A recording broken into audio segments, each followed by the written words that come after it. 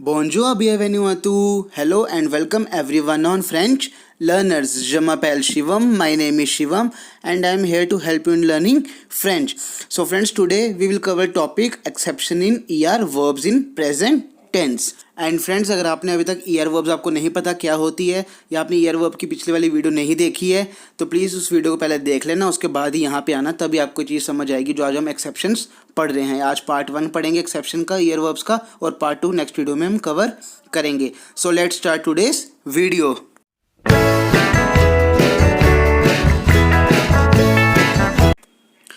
Verbs whose stem ending with el or et. These verbs take a double L or double T in all forms except nous and vous। मतलब कि कोई भी verb जिसकी stem E L से या ई A T से and हो रही है। स्टेम क्या हो गया? फॉर एग्जांपल जैसे मैंने आपको नीचे वर्ब दी है एप्ले, A P P E L E R को हम छोड़ देंगे क्योंकि ये तो वर्ब एक तरह की मतलब वर्ब की एंडिंग है, तो इसकी स्टेम क्या होगी? ई एल स्टेम हो गई। तो ई एल स्टेम जो है अगर जिसमें भी आ रही है वहाँ पे डबल एल आएगा जब हम उसको कॉन्जुगेट करेंगे, एक्सेप्ट नो एंड वू। और सिमिलरली जब ऐसा ई टी में होगा कि ई टी स्टेम होगी किसी वर्ब की तो वहाँ पे डबल टी आएगा एक्सेप्ट नो एंड वू। हम सबकी एग्जांपल्स 1 बाय 1 पढ़ेंगे ताकि आपको ये चीज़ अच्छे से क्लियर हो जाए। पहले हम ई एल की पढ़ लेते हैं। फॉर एग्जाम्पल आपले विच मीन्स टू कॉल, तो इसकी कॉन्जुगेशन करेंगे जपेल। देखो यहाँ पे क्या आ रहा है? डबल एल आ रहा है जो मैंने अभी बताया था, ट्यूपेल, फिर इल अपैल, एल अपैल, नू जापलों। अब एक चीज़ देखो, अभी हम वो की पढ़ते हैं, सबके पढ़ते हैं, पर एक चीज़ आपको बताना चाहता हूँ, बनेगा वही, मतलब कि फॉर्म वही रहेगी जो हमने पढ़ा था। लास्ट में ई आता है, फिर ई एस आता है, फिर ई आता है, फिर ओ एन एस आता है, फिर वो में ई जेड आएगा और लास्ट वाले में ई एन टी आएगा। वो चीज़ तो क्लियर है ना? तो अब हम ये चीज़ पढ़ लेते हैं। देखो डबल एल कहाँ पे आया? ज त्यू इल एल, और अब ये नो वू पे तो आएगा नहीं, जो हमने पढ़ा था कि यहाँ पे एक्सेप्शन है कि नो वू पे नहीं आएगा, और लास्ट में किस पे आएगा? इल और एल पे आएगा।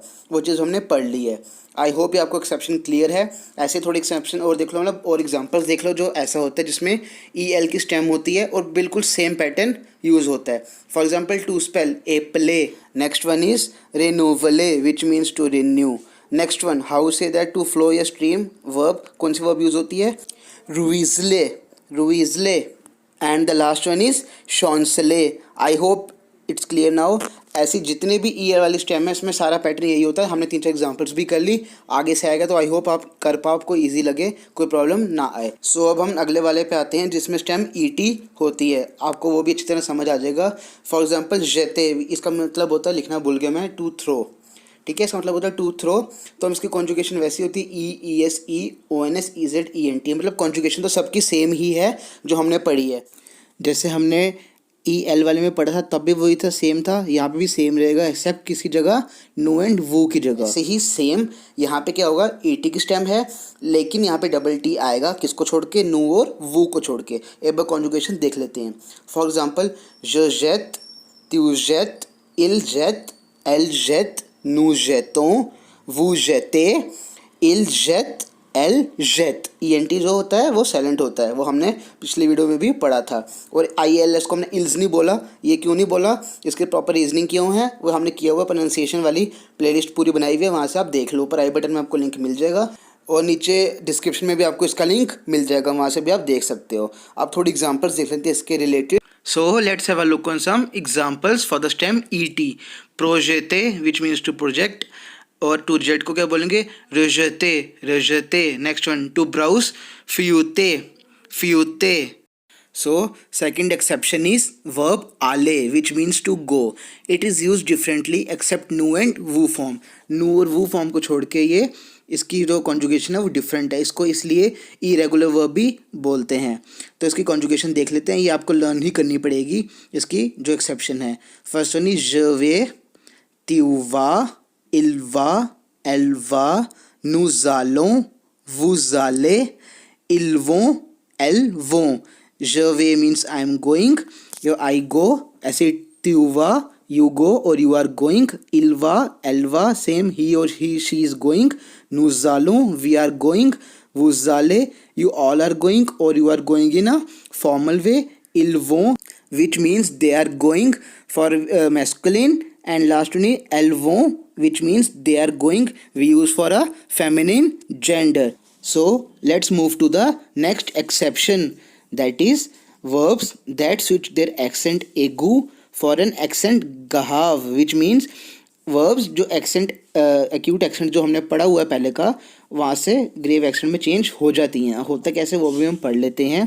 The acute accent e in verbs that ends in accent e dash er, मतलब कोई भी वर्ड जो किससे एंड हो रहा हो, acute accent e, उसके साथ कोई अल्फ़ाबेट हो और फिर er से एंड हो रहा हो कोई verb, changes to the grave accent, मतलब कि फिर वो एक्यूट एक्सेंट से ई पे क्या आ जाएगा, ग्रेव एक्सेंट आ जाएगा. किसकी जगह, एक्सेप्ट नू एंड वू, मतलब नू और वू में छोड़ के सारी जगह एक्यूट की जगह ग्रेव एक्सेंट आ जाएगा ई के ऊपर.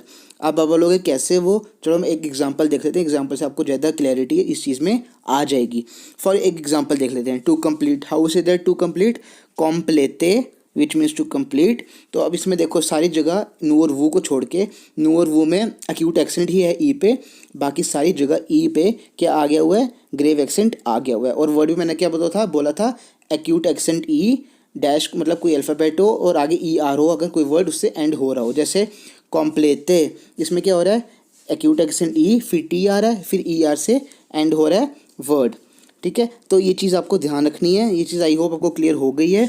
अब देखो ध्यान से, फिर से एक बार देख लेते हैं हम, ताकि आपको अच्छी क्लैरिटी इसमें मिल जाए. देखो कैसे कॉन्जुगेट करें हम. कॉम्प्लेट, देखो यहाँ पे क्या हो रहा है, ई किस पे, ई पे क्या है, ग्रेव एक्सेंट है. नेक्स्ट वन टू कॉम्प्लेट, फिर ई पे वही है.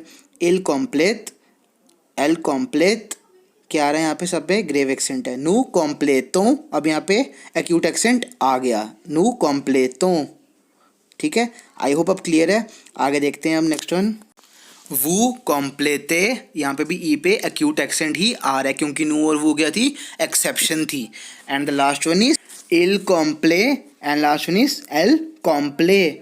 सो थोड़ी एग्जांपल्स देख लो कि कैसे और वर्ब्स भी होती हैं जिसपे सेम चीज़ अप्लाई होती है. फॉर एग्जांपल डिफेरे विच मीन्स टू डिफर, एस्पेरे which means to hope, altehe which means to alter, exagere which means to exaggerate. I hope ये चीज़ आपको अच्छी तरह क्लियर है कि क्यों हमने एक्यूट एक्सेंट से ग्रेव एक्सेंट में चीज़ कन्वर्ट हो गई जब हम कॉन्जुगेट करें हैं ई आर वर्ब. क्या रीज़न है, प्रॉपर आपको चीज़ समझ आ गई. So let's move to the next exception. Also, when the second e in the verb has a acute accent, it changes to grave accent except nu and वो. मतलब क्या कह रहा है वो, कह रहा है कोई भी वर्ब में अगर सपोज करो सेकंड ई आ रहा है जिस पे एक्यूट एक्सेंट है, तो उसकी जगह क्या आ जाएगा, ग्रेव एक्सेंट आ जाएगा. किसकी जगह, सब कॉन्जुगेशन में हर किसी की जगह एक्सेप्ट नू और वो को छोड़ के. ये चीज़ ध्यान रखना, नू और वो हमेशा उसमें सेम चीज़ ही अप्लाई हो रही है, बाकी सब में चेंज आ रहा है. फॉर एग्जाम्पल देख लेते हैं. प्रेफे which means to prefer, je préfère, tu préfères, एल प्रेफे, इल प्रेफे. यहाँ पे देखो सब पे क्या हो रहा है, ई के ऊपर क्या आ गया, अब ग्रेव एक्सेंट आ गया है. नू प्रेफे हों, वो प्रेफे है, पर यहाँ पे देखो नू और वो में एक्यूट एक्सेंट ही अभी तक लगा हुआ है. नू प्रेफे हों, वो प्रेफे है. एंड लास्ट वन इज इल प्रेफे, एल प्रेफे. ओके, आई होप ये आपको अच्छी तरह क्लियर है, ये चीज़ आपको अच्छी तरह समझ आ गई. So let's have a look on some more examples. रेपेटे विच मीन्स टू रिपीट, सेलेब्रे विच मीन्स टू सेलिब्रेट, रेवेले विच मीन्स टू रिवील. ऐसे काफ़ी वर्ब्स हैं जो सेम पैटर्न फॉलो करती हैं. आगे से आई होप अगर आप ऐसे कोई वर्ब देखोगे तो आपको कोई प्रॉब्लम नहीं आएगी, क्योंकि मैंने देखा है काफ़ी लोगों को इसमें गलतियां करते हुए. तो आई होप आज के बाद आप ये गलती ना करो. So let's move to the next one. The E in most verbs that end in E dash E R changes to grave accent और एक्सेंट गहाफ in the stem part while conjugating in present tense. मतलब कि क्या कह रहा है वो, उसका कहने का मतलब है कोई भी वर्ड जिसमें ई आ रहा हो, फिर कोई अल्फ़ाबेट आ रहा हो, फिर ई आर आ रहा हो, उसमें जो ई होगा वो किस में चेंज हो जाएगा, ग्रेव एक्सेंट में, जब हम उसको कॉन्जुगेट करेंगे. एक्सेप्ट नो एंड वो, नो और वो को छोड़ के, यहाँ पे नो एंड वो लिखना भूल गया मैं, नो और वो को छोड़ के, जो हम हर बार नो और वो तो एक्सेप्शन होती है जो भी हम पढ़ ही रहे हैं. ठीक है, तो आई होप ये आपको क्लियर है. थोड़े एक एग्जाम्पल देख लेते हैं ताकि आपको ये अच्छे से और बेटर समझ आ जाए. एग्जाम्पल अशते विच मीन्स टू बाय, अशते। सो अब इसकी कॉन्जुगेशन देखते हैं। जशत, जशत मीन्स आई बाय और आई एम बाइंग। त्यू एशत यू बाय और यू आर बाइंग। इल एशत एल एशत ही इज बाइंग और he buys, she is buying और she buys. And the next one is, पहले ये देखो अशतों, इसको बोलेंगे अशतों, बट नू के साथ क्या हो जाएगा, नू जशतों। ये हमने एक साथ क्यों बोला, क्योंकि नू जो है वर्ड जो है किससे एंड हो रहा है, कॉन्सोनेंट से, और नेक्स्ट वर्ड जो है वो वॉल से शुरू हो रहा है, तो यहाँ पे लिहाजों लग गया। आई होप ये आपको पता होगा, नहीं पता तो मैं प्लेलिस्ट दे रहा हूँ, वहाँ से आप पढ़ना शुरू कर दो, आपको समझ आ जाएगा कि ये हमने क्यों यूज़ किया है। मैं आपको लिंक प्रोवाइड कर दूंगा, कोई इशू नहीं है। नेक्स्ट वो जाशते, यहाँ पे वही आ रहा है, तो वो जाशते which means you buy, you all are buying in a formal way. So let's move to the next slide. So next one is il zashat, el zashat। ये भी आपको बताया था ENT क्या होता है, साइलेंट होता है, ये आपको पहले का बताया हुआ। अगर आपने नहीं देखी वीडियो या आपको प्रोनाउंसिएशन में डिफिकल्टी आ रही है तो इसको मैंने सेपरेट प्लेलिस्ट बनाई हुई है, आपको आई बटन पे इसको क्लिक करोगे तो आपको मिल जाएगी। नीचे डिस्क्रिप्शन में लिंक भी मैं डाल दूंगा। अगर आपको कोई इशू है तो आप प्रोनाउंसिएशन वाली वीडियोस भी एक बार देख लेना, ताकि आपको इसमें कोई प्रॉब्लम ना आए। सो आई होप ये आपको क्लियर है कि क्यों यहाँ पे एक्सेंट ग्रेव आया, ये चीज़ याद रखना।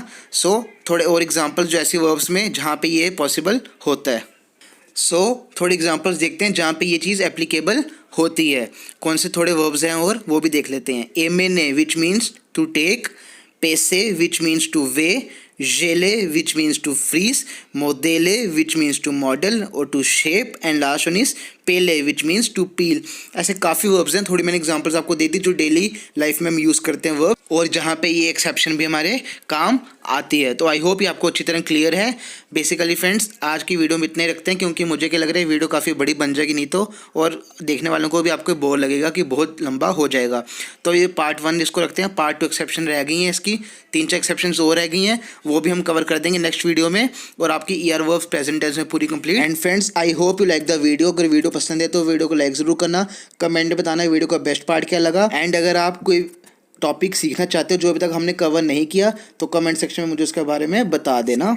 और अगर आप ये वीडियो पहली बार देख रहे हो, इस चैनल पे नए हो, तो चैनल को सब्सक्राइब करना मत भूलना, नोटिफिकेशन बेल ऑन कर देना, ताकि जब भी मैं कोई अपडेट डालूं या कोई वीडियो डालूं तो सबसे पहले आपके पास नोटिफिकेशन आ जाए। और फ्रेंड्स अगर आप इंस्टाग्राम पर हमारे साथ नहीं जुड़े हैं, जहाँ पर हम क्विज वगैरह करते हैं या डेली इंटरेक्शंस करते हैं, या काफ़ी लोग मुझे DM करके क्वेश्चन पूछते हैं, क्वेरीज पूछते हैं, आपके पास कोई क्वेरी हो, कुछ क्वेश्चन हो या कोई भी टॉपिक हो जो आपको समझ नहीं आ रहा हो, तो आप वहाँ से मेरे से पूछ सकते हो। और अगर आप बिल्कुल बिगिनर हो और आप फ्रेंच सीखना चाहते हो बट आपको आइडिया नहीं है कि कैसे शुरू करें, तो नीचे आपको डिस्क्रिप्शन में प्लेलिस्ट मिल जाएगी बिगिनर्स की, ऊपर आई बटन में भी आप क्लिक करना, आपको बिगिनर्स प्लेलिस्ट मिल जाएगी, वहाँ से आप शुरू कर दो पढ़ना। बिल्कुल मैंने बिगिनर से कराया हुआ जिसको कुछ भी नहीं आता, ताकि उसको पता चले कि कैसे हमें फ्रेंच पढ़नी है। सो आई होप आपको मेरा एफर्ट अच्छा लगा।